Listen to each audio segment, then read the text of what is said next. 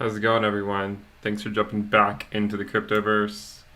Let me just go ahead and post this in a couple of... Alright, I think we're back. I think we're streaming now.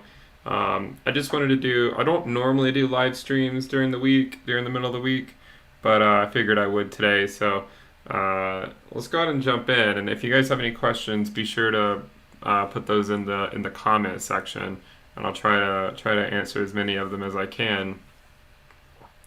But yeah, I mean, what we're looking at, right, is if you guys watched the video earlier, we're looking at a in the short term, anyways, a bounce off the 20 week, right? So the 20 week was right here. We're looking at a bounce off of it. Bitcoin came back up. We're now at this, we're at this level now where this could be our new range, right? If you can imagine, right, a world where we go 2 steps forward and then we go 1 step back, right? It's possible, right, that this is our new accumulation range, right? I don't know, really. I really don't know. I'm just speculating that this could be a new accumulation range, because really we haven't spent that much time in this region either. If you look at this region and you scroll all the way out, if you look at the price between, say, 10 to 11K, we have barely spent any time there. So if we extend this out, so that's the top part of it. Let's extend this one out, and then we'll also extend this one out. So the amount of time that Bitcoin has spent in this region, so between 10 to 11K, is not a whole lot, right? I mean, we spent a little bit of time above or in it in 2019, but we didn't really move sideways a whole lot. It wasn't for more than a month or so. And then back over here in 2017, you can see we just shot through it and then shot back down through it. Came back up one more time and then back down. So, at least by looking, a textbook example, right, of holding the 20-week moving average like we had last cycle. At least this cycle, it seems like this is a better test than we had previously seen, right? Let me go back here and remove. Right. So we can at least speculate or argue, right, that our most recent test, right, of the 20-week moving average is the first bounce we've actually had this market cycle, right? If you go back and look at the prior 2 times, right, we came down to the 20-week moving average here and didn't really bounce up at all, right? We didn't really bounce up at all. We essentially came straight down to the 20-week.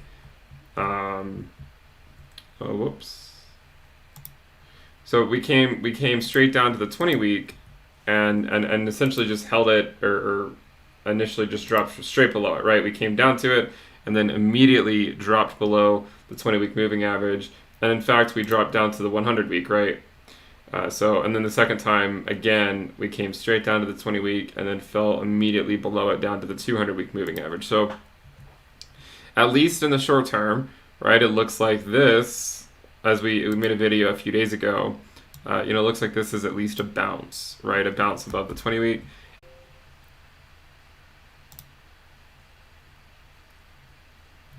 I don't know, guys. I might need to fix the internet. I recently moved to a new place, and my worry is that the modem is too far away from from where I am in the office. So it could be that the internet connection just isn't that great back here. Yeah, maybe I should close some stuff out. Let me know if you guys can hear me, if I'm back or not.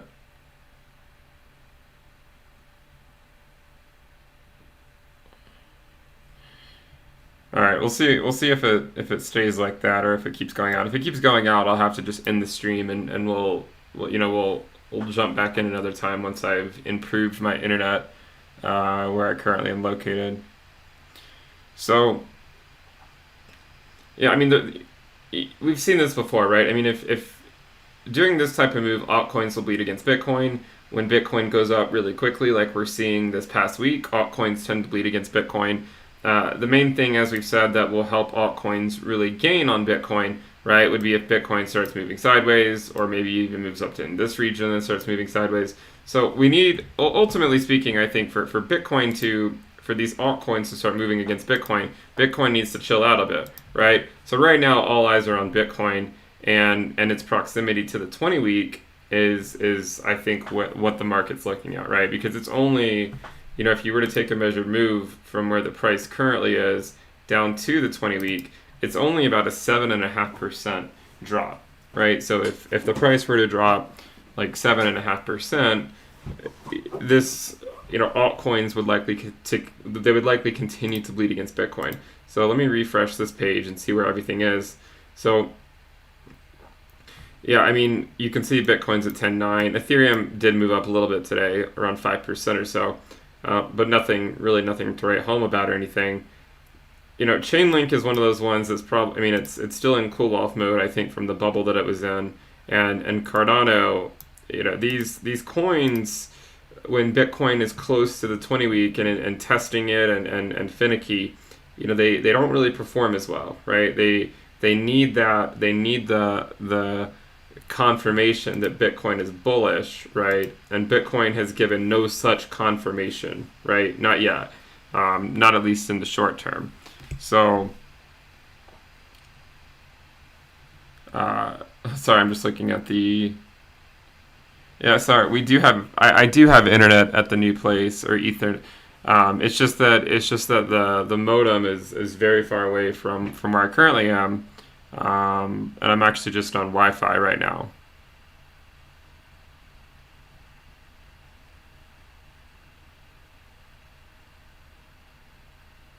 Someone says, when that correction below 10K.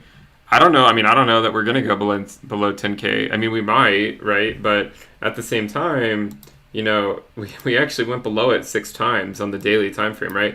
So this is like essentially 10K.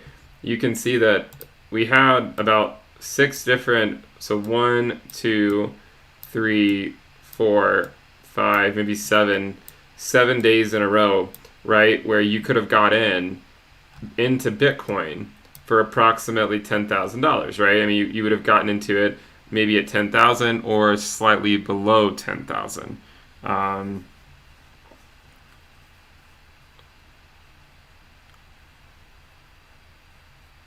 Yeah. So and as I've said before, I really don't think that I mean, I understand that a lot of the crypto space thinks that we need to fill the CME gap at 9,600. I don't actually think we have to fill it, right? As I've always contended, I don't think it's one of those things that we have to fill. We just really haven't experienced a bull market with that in play. And so far they've been filled, but I don't think that it's something that's going to necessarily have to get filled.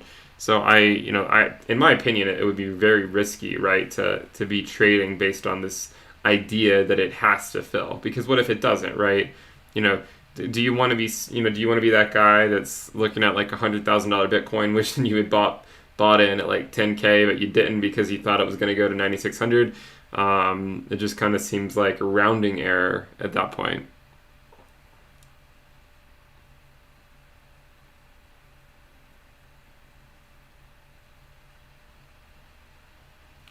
So, so we just looked. I mean, yeah, we had several tests below 10K.